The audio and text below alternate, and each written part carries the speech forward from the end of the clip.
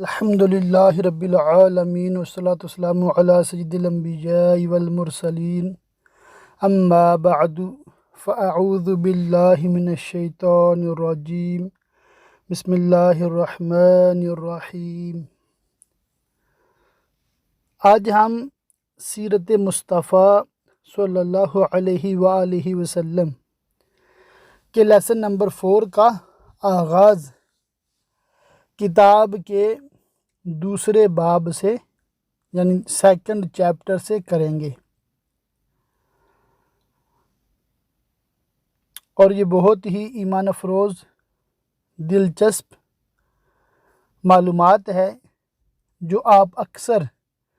میلاد شریف کے موقع پر سنتے رہے ہوں گے۔ آئیے آج انہی واقعات کو، انہی باتوں کو جو آپ مختلف علماء سے بیانات میں سنتے آئے ہیں، اکٹھا پڑھنے کی، سننے کی سعادت حاصل کرتے ہیں، اور آج ہم اپنے عالم کورس اردو میں گویا کہ محفل میلاد کا اہتمام کر رہے ہیں، اور اللہ کے فضل سے مجھے میلاد شریف پڑھنے کی سعادت مل رہی ہے، آپ کو سننے کی سعادت مل رہی ہے، اور انشاءاللہ تعالی پھر آپ لوگ بھی میلاد شریف پڑھ کے ریکارڈ کر کے واپس بھیجیں گے۔ اللہ تعالی ہم سب کو اس کی برکتوں سے مالا مال فرمائے۔ دوسرا باب بچپن، ولادت باسعادت۔ حضور اقدس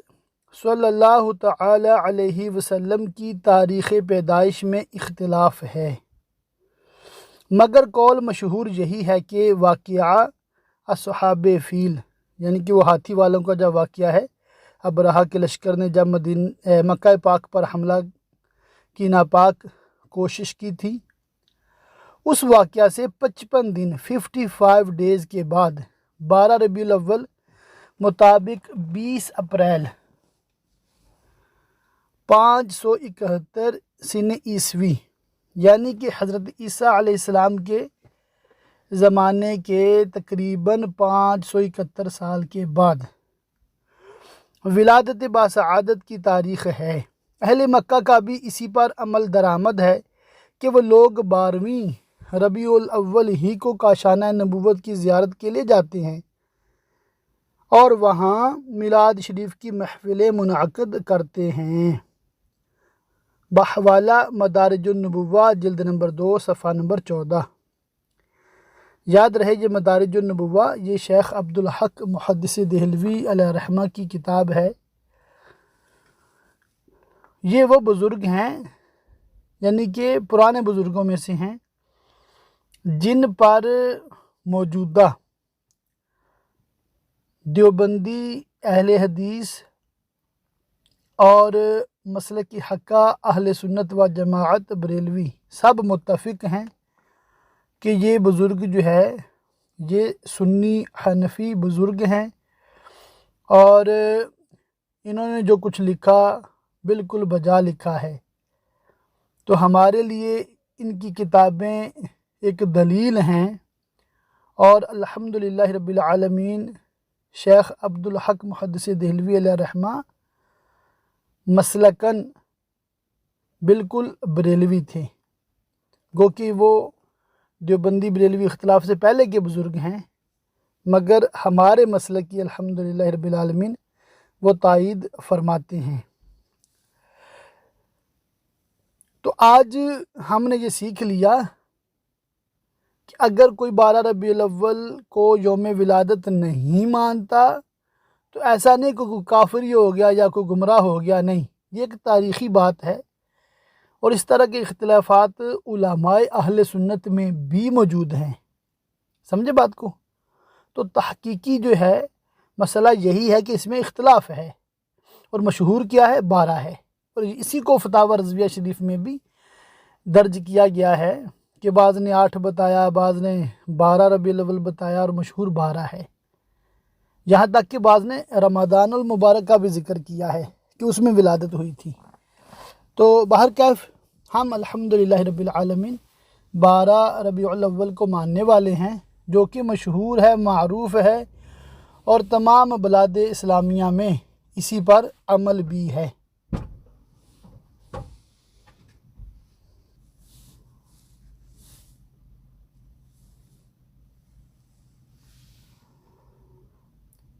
تاریخ عالم میں یہ وہ نرالا اور عظمت والا دن ہے کہ اسی روز عالم ہستی کے ایجاد کا باعث، گردش لیل و نہار کا مطلوب، خلق آدم کا رمز، کشتی نوح کی حفاظت کا راز، بانی کعبہ کی دعا، ابن مریم کی بشارت کا ظہور ہوا۔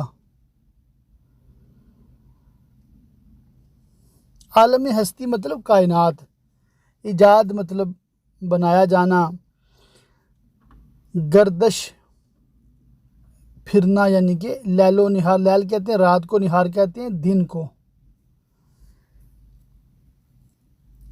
بانی کعبہ یہ حضرت ابراہیم علیہ السلام کا لقب ہے کہ انہوں نے خانہ کعبہ شریف کی تعمیر فرمائی تھی، انہیں بانی کعبہ بھی کہا جاتا ہے۔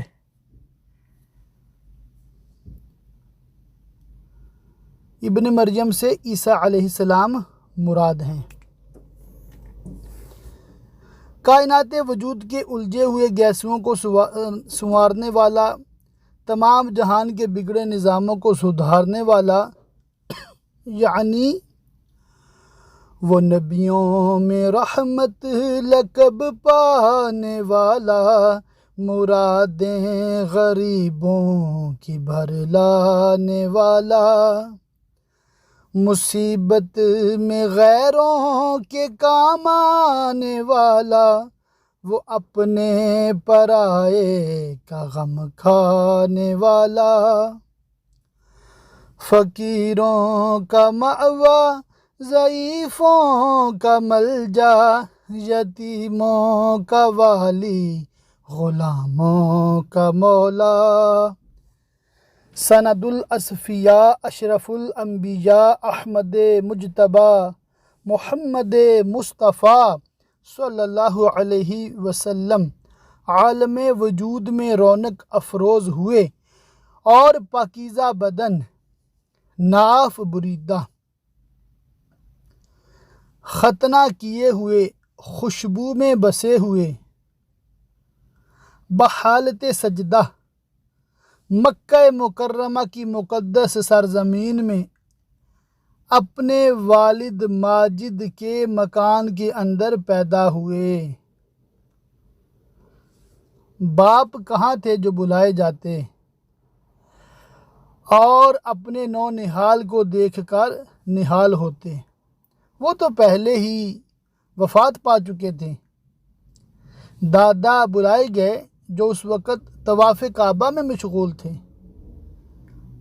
یہ خوشخبری سن کر دادا عبد المطلب خوش حرم کعبہ سے اپنے گھر آئے اور والہانہ جوش محبت میں اپنے پوتے کو کلیجے سے لگا لیا، پھر کعبہ میں لے جا کر خیر و برکت کی دعا مانگی اور محمد نام رکھا صلی اللہ علیہ وآلہ وسلم۔ آپ صلی اللہ علیہ وآلہ وسلم کے چچا ابو لہب کی لونڈی ثویبہ خوشی میں دوڑتی ہوئی گئی اور ابو لہب کو بھتیجا پیدا ہونے کی خوش خبری دی،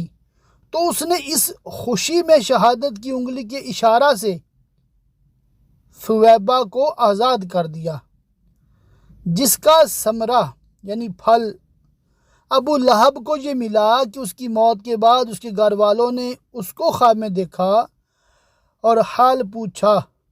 تو اس نے اپنی انگلی اٹھا کر یہ کہا کہ تم لوگوں سے جدا ہونے کے بعد مجھے کچھ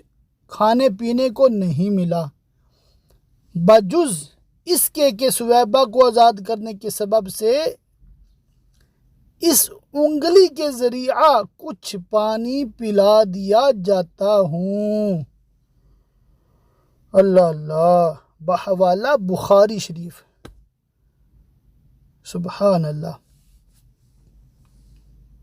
اس موقع پر حضرت شیخ عبدالحق محدث دہلوی رحمۃ اللہ علیہ نے ایک بہت ہی فکر انگیز اور بصیرت افروز بات تحریر فرمائی ہے جو اہل محبت کے لیے نہایت ہی لذت بخش ہے۔ وہ لکھتے ہیں کہ اس جگہ میلاد کرنے والوں کے لیے ایک سند ہے کہ یہ آن حضرت صلی اللہ تعالی علیہ وسلم کی شب ولادت میں خوشی مناتے ہیں اور اپنا مال خرچ کرتے ہیں۔ مطلب یہ ہے کہ جب ابو لہب کو، جو کافر تھا، اور اس کی مذمت میں قرآن نازل ہوا، آن حضرت صلی اللہ تعالی علیہ وسلم کی ولادت پر خوشی منانے اور باندی کا دودھ خرچ کرنے پر جزا دی گئی، تو اس مسلمان کا کیا حال ہوگا جو آن حضرت صلی اللہ تعالی علیہ وسلم کی محبت میں سرشار ہو کر خوشی مناتا ہے اور اپنا مال خرچ کرتا ہے۔ بحوالہ مدارج النبوہ جلد 2 صفحہ 19۔ مولد النبی صلی اللہ تعالی علیہ وآلہ وسلم۔ جس مقدس مکان میں حضور اقدس صلی اللہ تعالی علیہ وسلم کی ولادت ہوئی، تاریخ اسلام میں اس مقام کا نام مولد النبی صلی اللہ علیہ وسلم،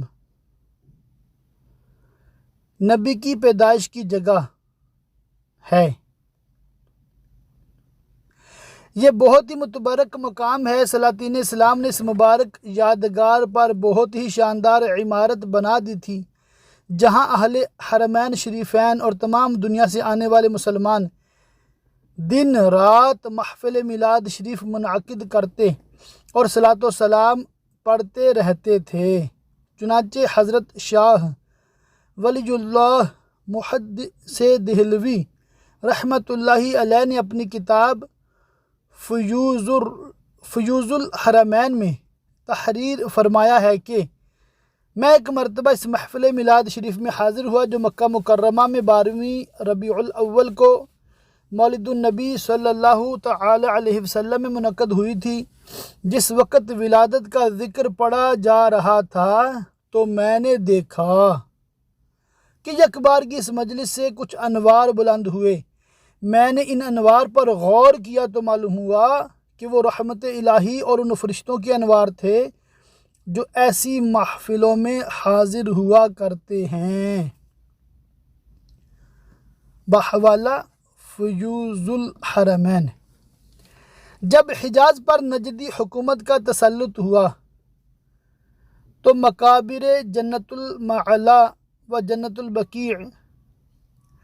کے گنبدوں کے ساتھ ساتھ نجدی حکومت نے اس مقدس یادگار کو بھی توڑ پھوڑ کر مسمار کر دیا اور برسوں یہ مبارک مقام ویران پڑا رہا۔ مگر میں یعنی صاحب کتاب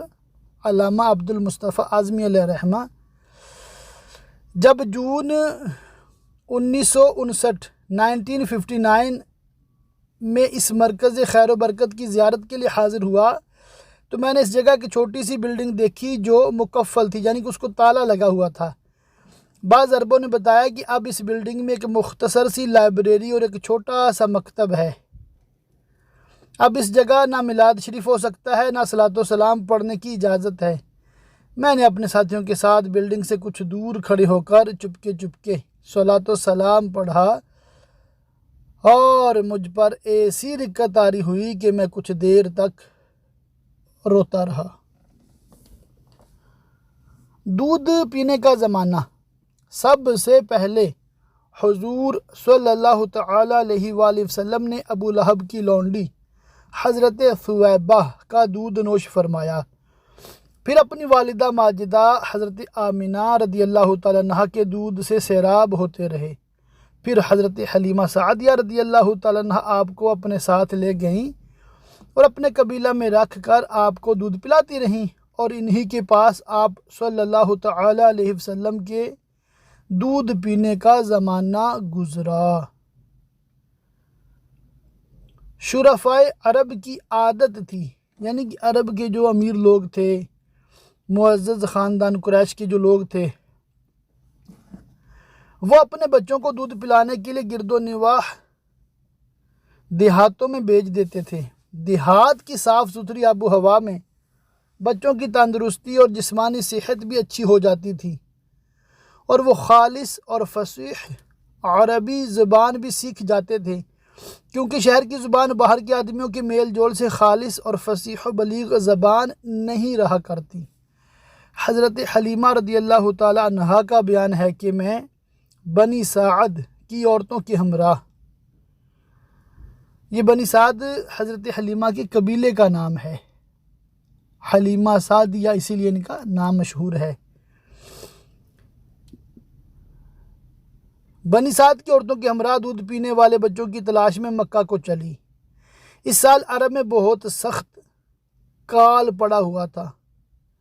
میری گود میں ایک بچہ تھا، مگر فقر و فاقہ کی وجہ سے میری چھاتیوں میں اتنا دودھ نہ تھا جو اس کو کافی ہو سکے۔ رات بھر وہ بچہ بھوک سے تڑپتا، روتا، بلبلاتا رہتا تھا، اور ہم اس کی دلجوئی اور دلداری کے لیے تمام رات بیٹھ کر گزارتے تھے۔ ایک اونٹنی بھی ہمارے پاس تھی، مگر اس کا بھی دودھ نہ تھا۔ مکہ مکرمہ کے سفر میں جس خچر پر میں سوار تھی وہ بھی اس قدر لاغر تھا کہ قافلہ والوں کے ساتھ نہ چل سکتا تھا۔ میرے ہمراہی بھی اس سے تنگ آ چکے تھے۔ بڑی بڑی مشکلوں سے یہ سفر طے ہوا۔ جب یہ قافلہ مکہ مکرمہ پہنچا تو جو عورت رسول اللہ صلی اللہ تعالی علیہ وآلہ وسلم کو دیکھتی اور یہ سنتی کہ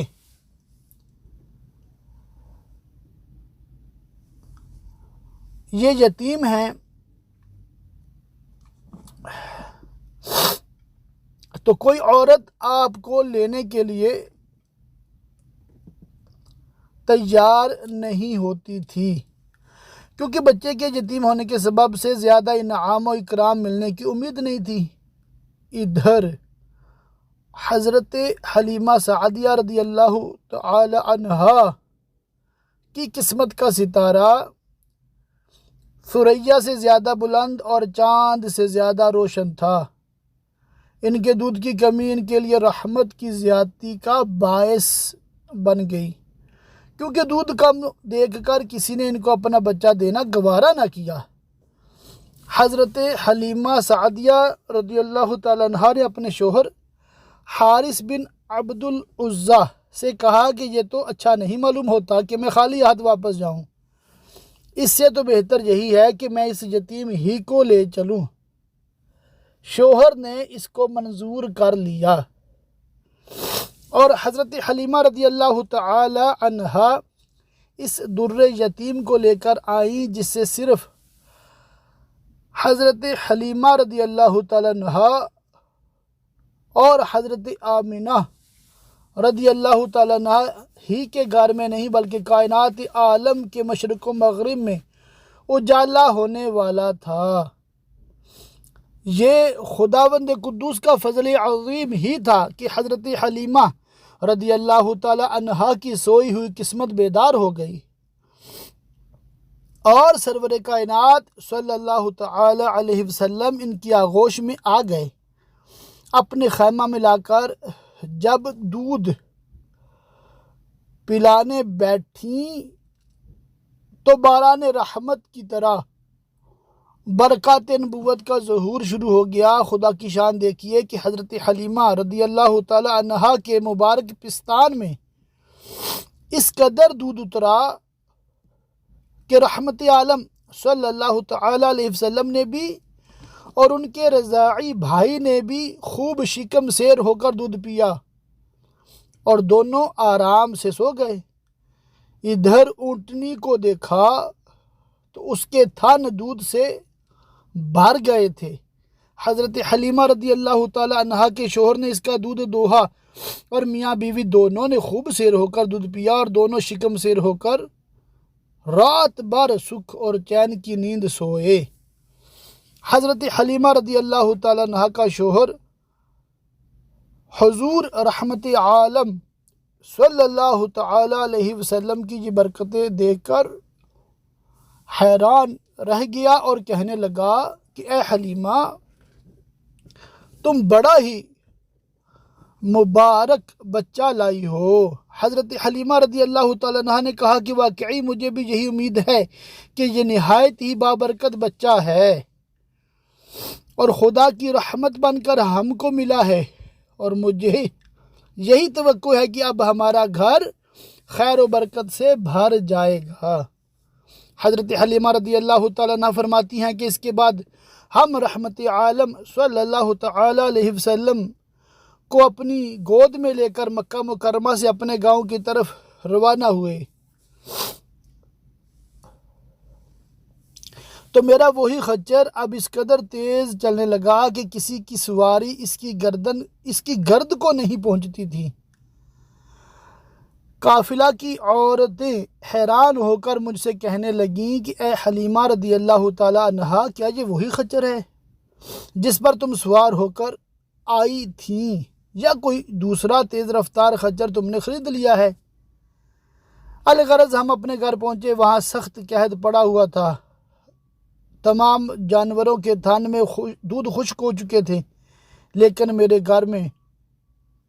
قدم رکھتے ہی میری بکریوں کے تھن دودھ سے بھر گئے۔ اب روزانہ میری بکریاں جب چراگاہ سے گھر واپس آتی تو ان کے تھن دودھ سے بھرے ہوتے، حالانکہ پوری بستی میں اور کسی کو اپنے جانوروں کا ایک قطرہ دودھ نہیں ملتا تھا۔ میرے قبیلہ والوں نے اپنے چرواہوں سے کہا کہ تم لوگ بھی اپنے جانوروں کو اسی جگہ چراؤ جہاں حلیمہ رضی اللہ تعالیٰ عنہ کے جانور چرتے ہیں۔ چنانچہ سب لوگ اسی چراگاہ میں اپنے مویشی چرانے لگے جہاں میری بکریاں چرتی تھیں، مگر یہاں تو چراگاہ اور جنگل کا کوئی عمل دخل ہی نہیں تھا۔ یہ تو رحمت عالم صلی اللہ تعالی علیہ وآلہ وسلم کی برکات نبوت کا فیض تھا، جس کو میں اور میرے شوہر کے سوا میری قوم کا کوئی شخص نہیں سمجھ سکتا تھا۔ الغرض اسی طرح ہر دم ہر قدم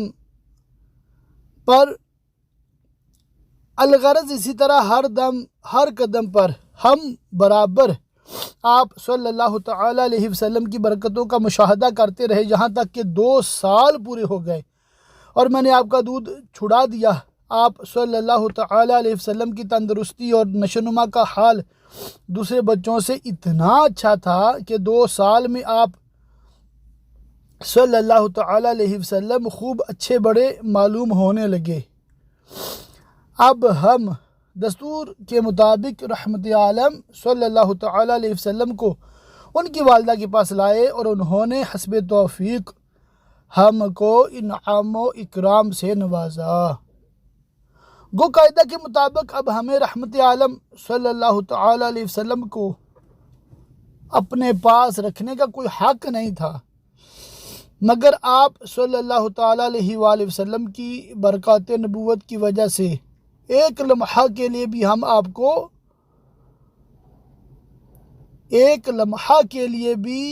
ہم کو آپ صلی اللہ تعالی علیہ وسلم کی جدائی گوارا نہیں تھی۔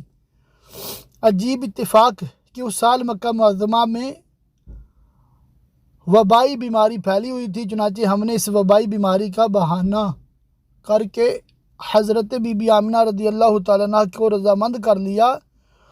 اور پھر ہم رحمت عالم صلی اللہ تعالیٰ علیہ وسلم کو واپس اپنے گھر لائے، اور پھر ہمارا مکان رحمتوں اور برکتوں کی کان بن گیا،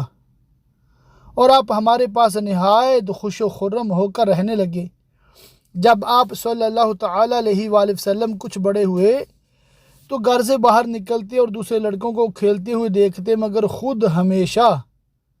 ہر قسم کے کھیل کود سے علیحدہ رہتے۔ ایک روز مجھ سے کہنے لگے کہ اماں جان، میرے دوسرے بھائی بہن دن بھر نظر نہیں آتے، یہ لوگ ہمیشہ صبح کو اٹھ کر روزانہ کہاں چلے جاتے ہیں؟ میں نے کہا یہ لوگ بکریاں چرانے چلے جاتے ہیں۔ یہ سن کر آپ نے فرمایا، مادر مہربان، آپ مجھے بھی میرے بھائی بہنوں کے ساتھ بھیجا کیجیے۔ چنانچہ آپ صلی اللہ تعالیٰ علیہ وسلم کی اصرار سے مجبور ہو کر آپ کو حضرت حلیمہ رضی اللہ تعالیٰ عنہا نے اپنے بچوں کے ساتھ چراگاہ جانے کی اجازت دے دی،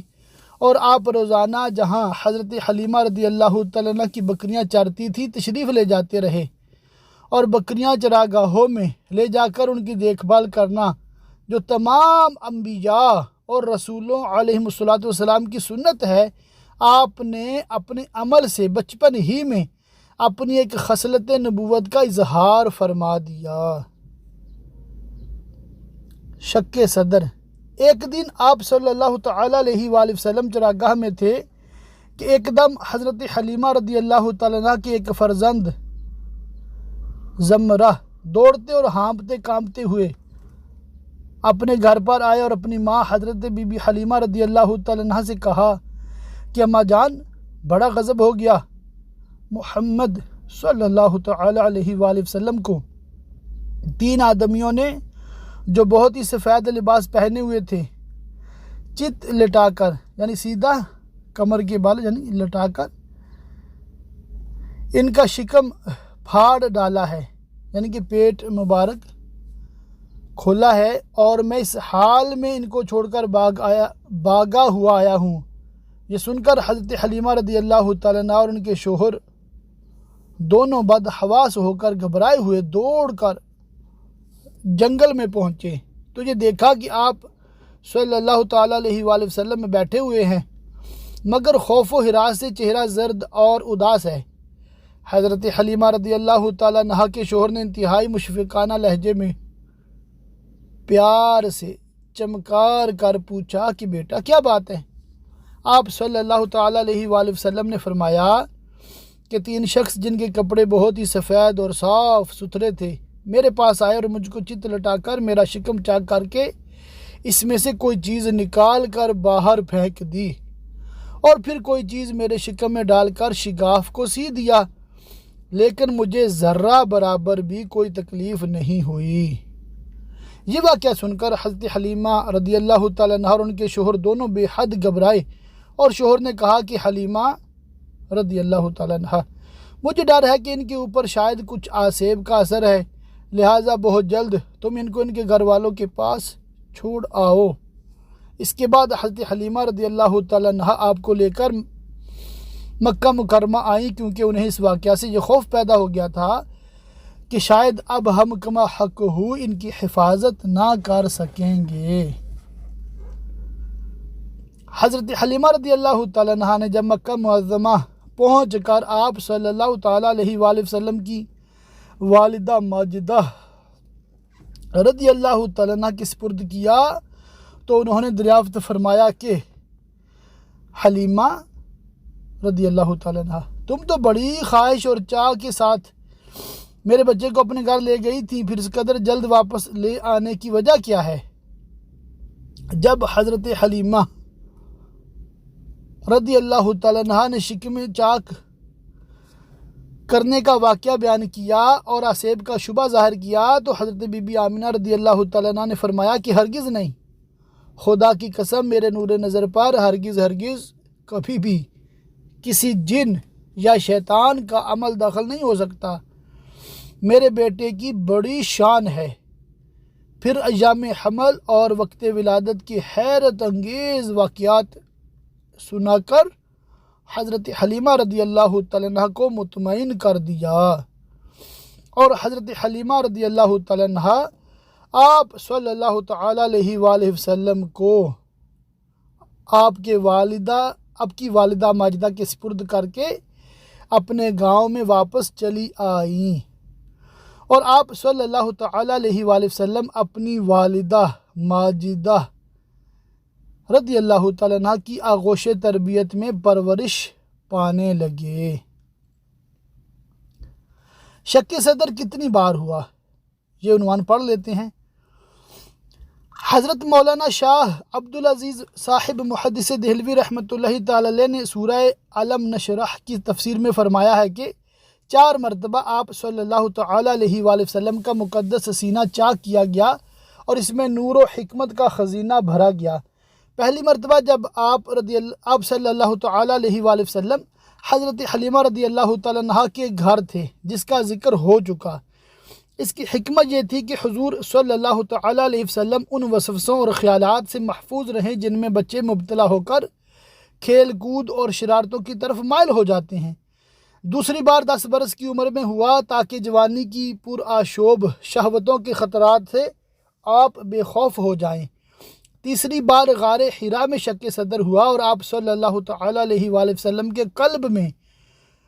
نور سکینہ بر دیا گیا تاکہ آپ وحی الہی کے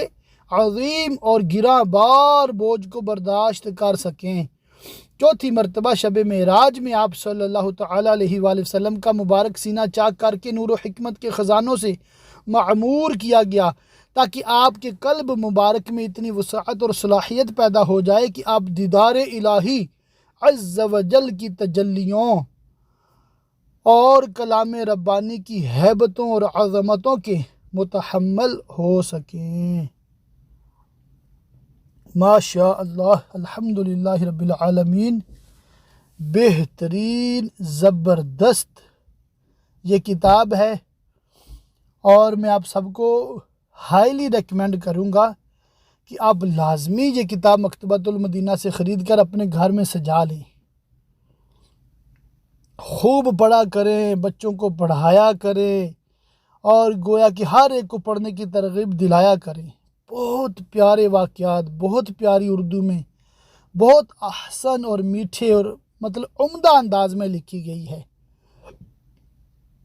الحمدللہ رب العالمین، آج کا ٹاپک انتہائی ایمان افروز تھا۔ میں چاہوں گا کہ آپ میری اس آڈیو کو زیادہ سے زیادہ شیئر فرمائیں، اور اپنی آڈیوز کو بھی شیئر کریں، جیسا کہ میں نے عرض کیا ہوا ہے جن احتیاطوں کے ساتھ۔ اور اس ویکینڈ یعنی کہ ہفتہ اتوار، چونکہ آپ لوگوں کا کوئی لیسن وغیرہ نہیں ہوتا، تو میں چاہوں گا کہ 1 مہینہ پورا الحمدللہ رب العالمین ہوا ہے، تو آپ پچھلے جو 4 اسباق ہم نے پڑھے ہیں اور جہاں تک پڑھے ہیں اس کو ایک نظر دہرا لیجئے، لکھا ہوا دیکھ کر پڑھ لیجئے، ریکارڈ نہیں کرنا، صرف خود پڑھ لیجئے۔ ہاں، آج کا جو سبق ہے یہ ریکارڈ کر کے حسب معمول آپ نے بھیجنا ہے۔ اللہ تعالی ہم سب کو علم دین سیکھنے، سکھانے اور یہ باتیں دوسروں تک پہنچانے کی توفیق عطا فرمائے۔ آمین بجاہ النبی الامین وصلی اللہ تعالی علیہ وآلہ وصحبہ وبارک وسلم۔